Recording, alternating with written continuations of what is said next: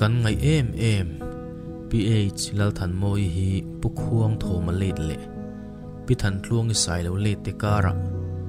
October ni somni sangkhat zakwa somnga pakua an unaw zinga apathum na ni turin puilo khuwa alo pianga pian pui unaw meichia pani le mipa pathum aneya puilo khu atang hian kol kula an pem pheya ke wanal soma pulian jing let le pi thua mi te faming ko nen February ni khat sangkhat zakwa somret pania kol kul not ko ran biak ina Reverend S lal luman biak in hongin a in nei tira hemin hu hian apasal tho na Bangalore lama in ruai thla in fanu pakhat Gracie lal ompui anneya army atanga apasal a pension nu kumsang khat zakwa somko paru March thla a chol mun ai zola aron in beng belve a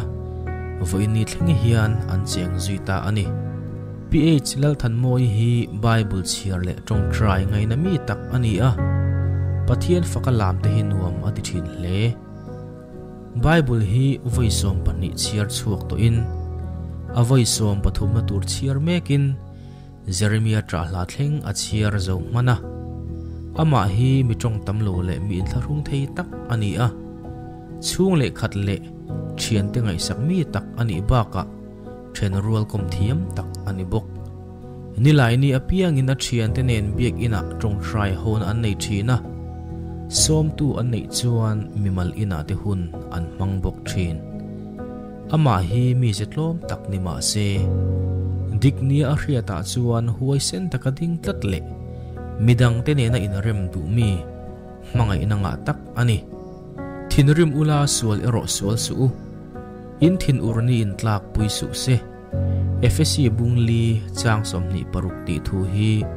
anun pui tlat le chung ku a po asoijin pol tak ani atle rol tir atanga ko ran le khotlanga aphak ang to ka in mang thin ani a KGP committee member te ni in naupang Sunday school zirtir tu ani boka UIMA committee member te po lo ni to thinin ko ran me che rongbol na lama po mitang kai tak ani kumsang ni som pali le sang ni som paruka te ko ran me che group leader le treasurer ni te alo chel to a ko ran me chen kho ma thu ril rongbol na a chel mek bok adam phot chuan mi chia thata kalatum ram ram thina tin ko rana hian nilai zan thu pui hong tu inrin ni zan le pathian ni chotnuwa thu ril rongbol na chelai mek ani bok vandoi thak takin August ni somni panga sang ni somni pakhat ni lai niya COVID-19 positive ani ti hriat chu ani a hemizan hian chonmun 4 sia dalu ngalani atira symptom engma ani lova atuk August ni somni paruk sang ni somni pakhat zan lama akhua sikin natlun trana thoha te ani chautak zela wangin September ni sang ni somni pakhat ninga ni zana ZMC ICU warta admit ngal ani a adin hunin ziom lam apan thei tak lo awangin September ni ruk sang ni somni pakhat tho tran ni atanga full ventilator incubate tur buat sai ani a incubate anti ma hian apasal le afanuin phone call mangin pathian nen an hlana chumin nuwa pathian nen a lom thu lo soi ula lo tong try chun zom zel ro u ti in acha le tani hei hi a o kan hriat nung ber ani zuita ani ZMC thok tu doctor le nurse ten thei top chuin an en kola thazel tur kan ngai lain October ninga sang ni somni pakhat thole ni chamalama tangkhan adin mun aniam thu hriat ani a heta tang hian thatlam ain zolam apanta zo kani atuk October ni ruk sang ni somni pakhat ni lai ni zandar som le minute soma alalpa ne na chatu na chol len turin min kal santa ani voin aboral cham October ni ruk alo thlen hian ama kan ngai azualin ama hriat rengna na ahladu em te jingami manga hlathan program kan siam hi chung khat leina chen rual tha tele arong bol puiten min lo man pui theu turin kan so ma cheu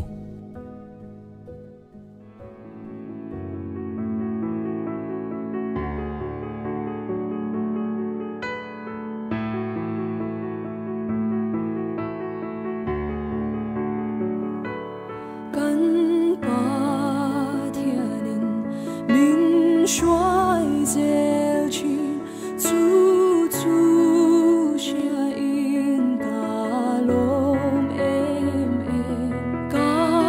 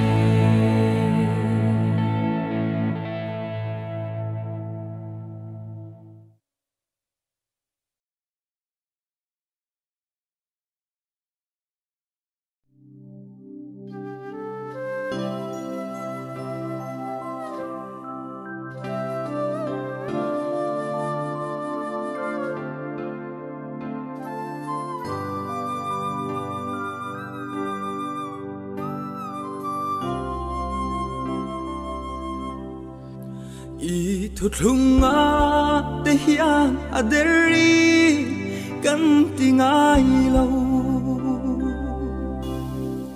leya hian song tra na abam dom lo luai chinul chung hian kalai rel selila har sat naka ra o van khopui moi khi kan ta na buat say ani sordan lira ram mo ka then ve hum chua trap chuma ka chen ten min lo mua căng su tin ka ba ne na ya thu ka la anga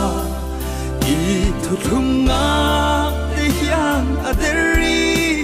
kan tingai lo mangai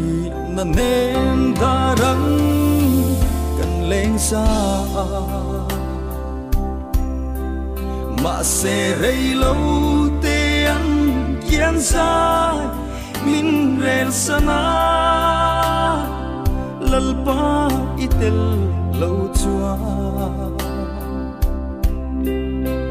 iram tan dai theo tu hiane ka pen thei lo sordan luira ram mo ka then ve hum chua trap chuma ka chen ten min lo mua căng su tin ka ba ne na ya thu ka la anga I thu thunga te hian aderi kan tingai lo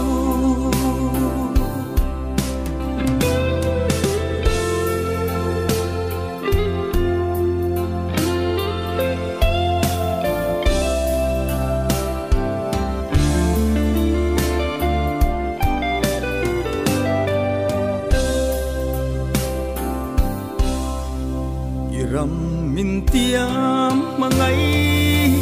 na van khuan lim sai for sa in kan la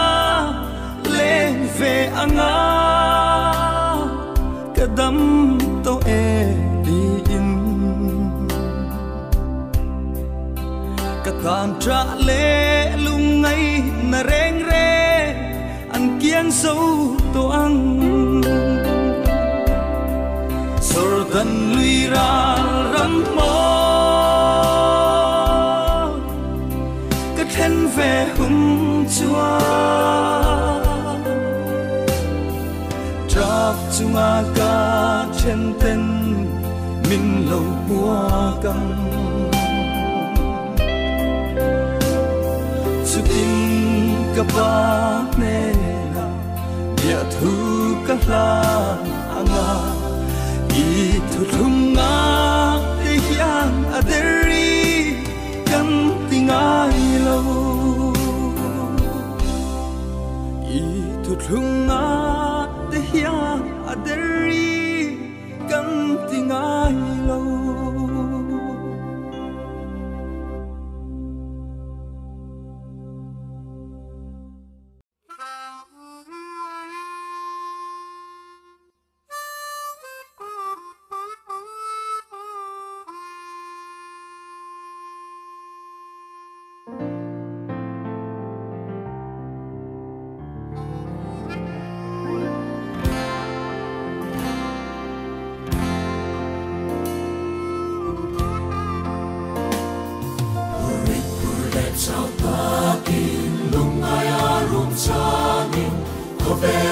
Show God the cheer, what says may lo vi malam ka ban se la nga sa tuan so ta ka na khen nghe ya fa to the moya bin ron son suani kal chu the kya nga bin ron bua fa la ngele kan tene fa kin kan lo sa ya nga kal chu the kya nga bin bua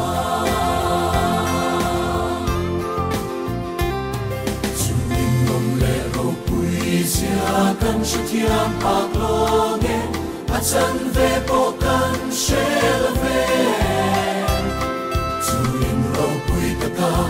katsan dam tu chapuin ka khen nge yang mun min buat sai chu fa to the moya bin ron son chuani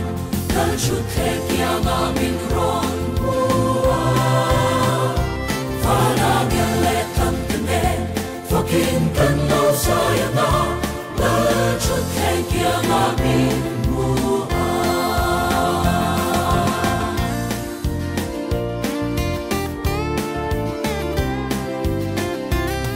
Sin kong chan chin ke shilin Ako na min selin Kamit tuy min shuk fai sa ka Romin kaya nga kaludang pela sain Kakhen nghe ang lau chu khen bút su Phan có khen moya Bin ron son chuani Kal chu khen kia nga bin ron bua Pha la nghe lệ tăng tene Fakin kan lo saya nga Kal chu khen kia nga bin bua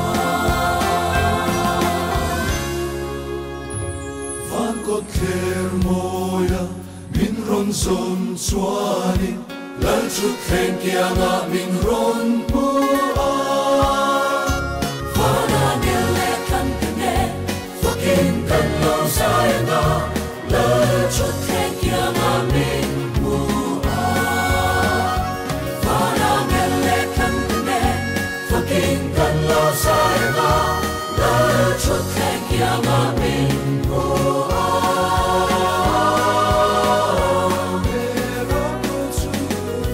Fakin kan lo saya nga